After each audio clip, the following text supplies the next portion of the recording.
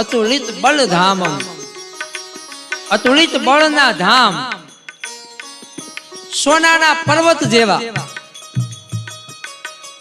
દાનવનું દમન કરવા વાળા, જ્ઞાનીઓના પણ જ્ઞાની, ગુણના નિધાન, વાનરોના અધિપતિ, રાઘવના ભક્ત, પવનના પુત્ર એવા હનુમાનજી મહારાજ, હનુમાન જેણે પોતાના માનને હણ્યું છે એ હનુમાન. ભગવાને વાલીનો વધ કર્યો શું કામ? કે વાલી અભિમાની હતો. ભગવાનને અભિમાન ગમતું નથી, પણ સંસારમાં રહેવા વાળા જીવને અભિમાન થઈ જાય છે. ક્યારેક ને ક્યારેક અભિમાન થઈ જાય છે. તો જીવનમાંથી અભિમાનને દૂર કરવું હોય તો પેલા હનુમાનને ભજો. પવન પુત્રને હનુમાન શું કામ કહેવાયા? કારણ એક કે હનુમાનજીએ રામનું કાર્ય કર્યું એટલે રામજીએ આવીને ધન્યવાદ આપ્યા. ત્યારે હનુમાનજીએ કહ્યું ત્યારે હું શું તમારું કામ કરવાનું?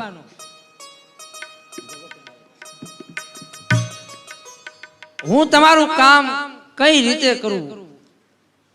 આ તો તમારી કૃપા મારા ઉપર હતી ને એટલે હું તમારું કામ કરી શક્યો. આખું જગત રામને ભજે, આખું જગત રામનું ઋણી છે. આપણે બધા રામના ઋણી છીએ. શું કામ? પહેલું ઋણ રામનું છે કે આપણને આ માનવ શરીર મળ્યું. બીજું ઋણ રામનું છે કે આપણને આવું સુંદર મજાનું જીવન મળ્યું. ત્રીજું રામનું ઋણ એવું છે કે ઘણા લોકો જતા રહ્યા છતાંય હજી આપણે જીવતા છીએ.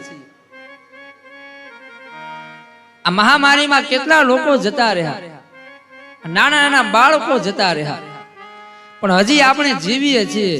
આ રામનું ઋણ છે મારીને તમારી ઉપર. અને આ વાતને તાળીઓના ગડગડાટથી વધાવજો કે આપણને રામ કથા મળી એ રામનું ઋણ છે. આપણે બધા રામના ઋણી છીએ કે રામ કથા કહેવા મળી, રામ કથા સાંભળવા મળી. પણ એક દેવ એવા છે કે જેના ઋણી રામ છે, જેને રામને ઋણી રાખ્યા. એ દેવ છે હનુમાન. રામજી આગળ પહોંચવું હોય ને તો પહેલા હનુમાનની સાધના કરવી પડે.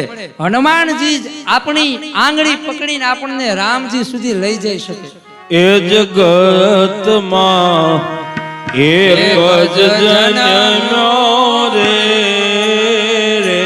જેને રામને ઋણી રાખ્યા. એ જગતમાં એક જન્મ્યો રે રામને ઋણી રાખ્યા. રામના ચોપડે થાપણ કેરા એ ભંડાર ભરીને રાખ્યા. એ ન કરી કદીએ એ ઉઘરાણી તેમ સામા ચોપડાનો રાખ્યા. જગતમાં એક જ જન્મો રે રામને ઋણી રાખ્યા. એ રામને ઋણી રાખ્યા. અયોધ્યાનો દરબાર રામજી નો રાજ્યાભિષેક થઈ રહ્યો છે.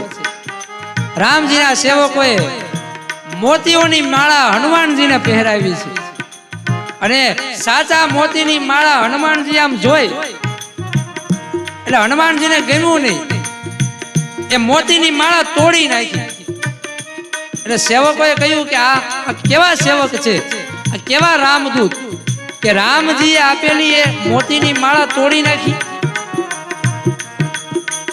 ખરેખર આ રામદૂત છે. એટલે હનુમાનજીએ કહ્યું કે આ ખોટા મોતીને શું કરવું, અને હનુમાનજીએ પોતાની છાતી ચીરી અને પોતાની છાતીમાં સીતારામને દેખાડ્યા.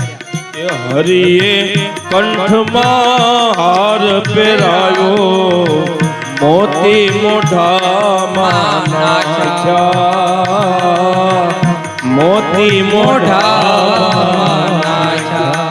એ મોતીડા કરણી અને માળા ફેંકી, મોતીડા કરણી એ માળા ફેંકી, ત્રાગડા તોડી તોડી નાખ્યા. જગતમાં એક જ જન્મો રે, રામને રૂણી રાખ્યા, એ રામને રૂણી રાખ્યા. રામજી સુધી પહોંચવાનો માર્ગ એ ભગવાન હનુમાનજી. હનુમાનજીના 5 મુખ, એ 5 મુખ એ પંચ તત્વ છે. પૃથ્વી, તેજ, આકાશ, જળ અને વાયુ. આપણા શ્વાસ ચાલે છે ને, એ શ્વાસની એક માળા છે. કહે છે કે આ મન છે એ બાબરા ભૂત જેવું છે. એક સમયે સ્થિર રહી શકતું નથી. ગાયના શિંગડાની ઉપર રાઈનો દાણો જેટલી વાર સ્થિર રહે, એટલી વારે મારું ને તમારું મન સ્થિર નથી રહેતું. આપણે ભજન કઈ રીતે કરવું? તો સંતોએ કીધું છે કે આ શ્વાસ ચાલે છે ને, એ શ્વાસની અંદરનું જે તત્વ છે એ હનુમંત તત્વ છે, એ પવન તત્વ છે, એ વાયુ તત્વ છે. તો શ્વાસની માળા બનાવો. અને ભજનમાં મન ન લાગતું હોય તો પહેલા હનુમાન ચાલીસાનો પાઠ કરો. હનુમાન ચાલીસા દરેક સનાતનીને કંઠસ્થ હોવી જોઈએ. હનુમાનજી જ પછી જીવનમાં આપણને જ્ઞાન આપશે. હનુમાનજી આપણા જીવનમાં ભક્તિનો ઉદય કરશે અને હનુમાનજી આપણને રામ સુધી લઈ જશે. અંજની માતાની તમે કુખ ઉજાળી, કે નિત રખો પારાખ્યા, નિત રખો પારાખ્યા. એ જોગી રામની કદી ન છોડી,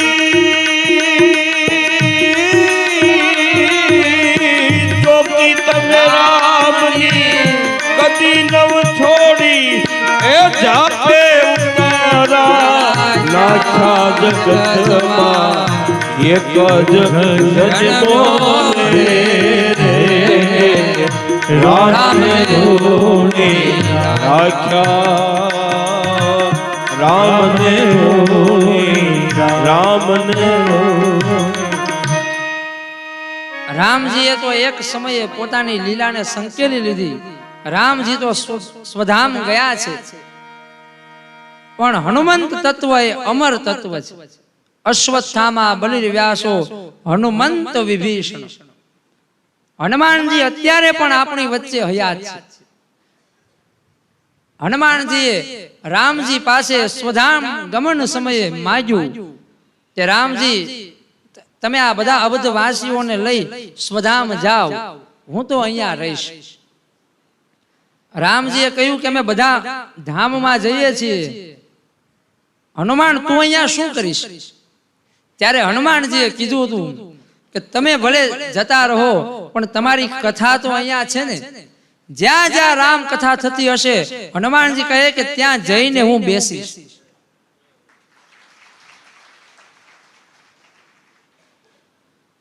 હનુમાનજી કહે છે કે જે રામના ગુણ ગાશે, જે રામની ભક્તિ કરશે, હું તેની સહાય કરીશ.